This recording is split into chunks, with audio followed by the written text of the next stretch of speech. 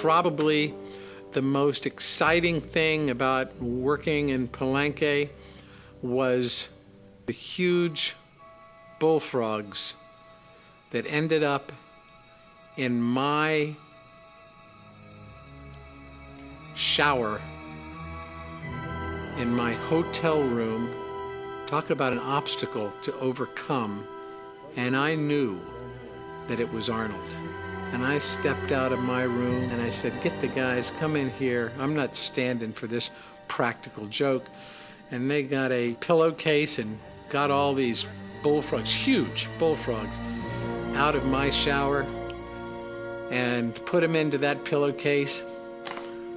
And I got the key to Arnold's room. I don't remember how I finagled it, but somehow I got the key to his room and I had him take those bullfrogs, and Shane was going, don't do this, you don't want to do this. And I said, just you do what I'm doing. I'm not letting him get away with this. And Shane was going, please, Stan, don't do this. Let's bring those bullfrogs. And we went into his room and his wife was visiting, Maria. I had to put those bullfrogs into the base of his bed, under those covers. And then the next morning, we got up, and I was driving to the set with Arnold, and neither one of us said a word about that evening. It was this silence. I wasn't going to talk about the frogs that were in my shower, and he wasn't going to talk about the frogs that were in his bed. You know, it's interesting. Years later, I was on a talk show and talking about The Predator, and then Arnold was going to be on the next night. And then I found something out, and this was years and years after The Predator. And I told the story about the frogs.